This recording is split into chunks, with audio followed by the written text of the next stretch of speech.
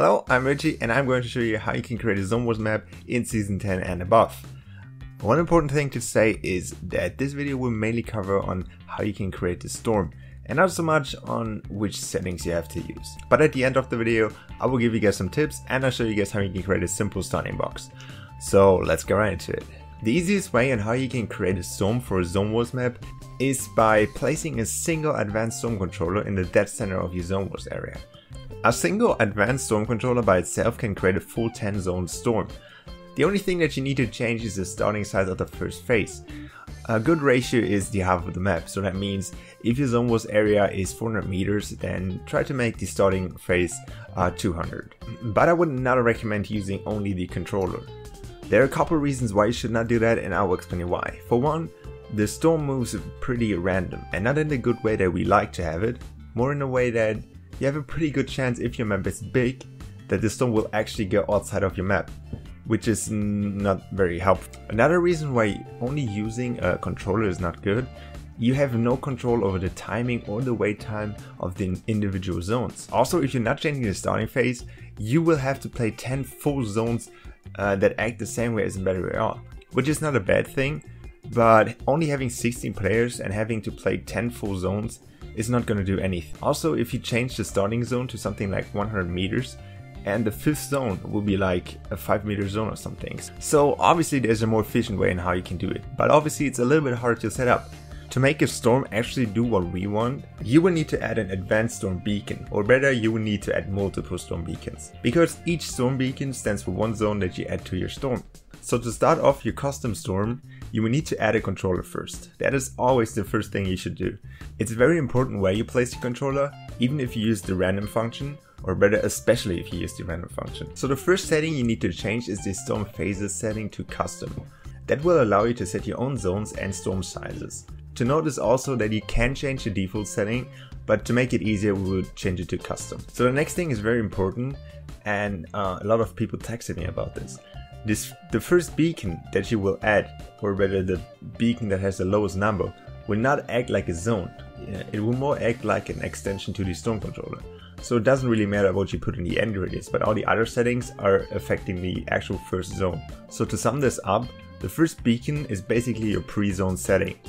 And every beacon that you will add after that will act like an individual new zone. So let's talk about the beacons. Most of the settings are pretty self-explanatory, but one of the most important settings is the move distance min and max. And what that setting is doing, it gives a range on how far the random storm can move. And a question I get a lot is where the range starts counting from. And the answer is from the storm controller, not from the beacon. It doesn't matter where you place any of the beacons, it will always count from the storm controller. And that is obviously the reason why it's so important where you place the storm controller. Important to know is also that the range only works if you use the movement behavior of move randomly. If you set the movement behavior to move to beacon, the zone will move to wherever the beacon is placed. And that is basically all you need to know about the beacons and the storm controller. And all you need to do now is add beacons, set them up to your liking, and you're basically good to go. If you're too lazy to do that, I have a preset for you, which I used on my Zone Wars map, which you see on the screen right now. You can basically copy and paste that and you will have a good enough storm for basically your Zone Wars map. To finish things up, I have a couple of tips on how you can improve your Zone Wars maps, which have nothing to do with the storm. And we start off with the first one, and you now can actually add a save zone to your starting rooms, where you cannot shoot and not even pickaxe in that particular area. And that device is called the weapon free zone. And it's very simple to set up, and very simple, very good and very helpful. Okay, the second thing is everybody knows that you can add a team inventory, and you can basically give everybody the same items at the spawn, or give everybody different items.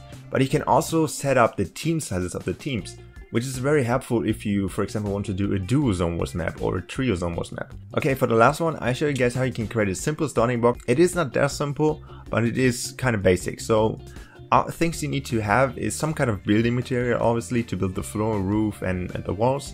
But it doesn't really matter what that is. It's obviously your choice. Also, things that you need is a player spawn, an item spawner, 2 explosive devices, a button, and a weapon-free zone. Additionally, you could also add a billboard to add instructions to the players, but that is obviously something that you can do, but if you're just building a map for your friends, then it doesn't matter. Okay, to start things off, just start by making a 3x3 box with the height of 1. place the player spawn and the item spawner somewhere in the box. And it doesn't really matter where you place them, just place them somewhere. And set them up to your liking. Make sure to set the circle to next item when receiving setting in the item spawner to a channel of your choice. Now add a button and set the interact setting to the same channel as the item spawner. And that will allow you to change the weapons with the click of a button, which is very helpful and not that place taking. Is that a word? No, I don't know. The next step is to set up an explosive device to a wall, which should be your exit. And then set it up like in a video. Also make sure that the structure damage is set to the same as the HP of the wall. Now set up the second explosive device somewhere on the map. It does not really matter where you place them. This explosive device basically decides on when the players are able to move out of their box. Set the last setting in the second explosive device to a channel that you have not used yet. Also make sure that you set up the time to donate from game start. A thing that is also very important, you don't have to place a second explosive device for every box that you're placing in the map. Just use the same channel. Now go back to your first device and change the explode when receiving setting to the same channel as the second device. That will basically connect them, and if the time runs out on the second one, then the door will open.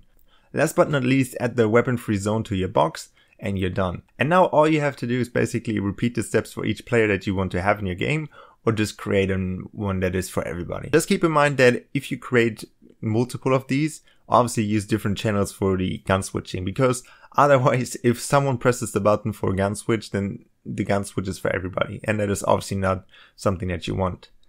Thanks for watching. If you liked this video, leave a like. If you disliked it, then obviously leave 2 dislikes, and I will see you guys in my next video.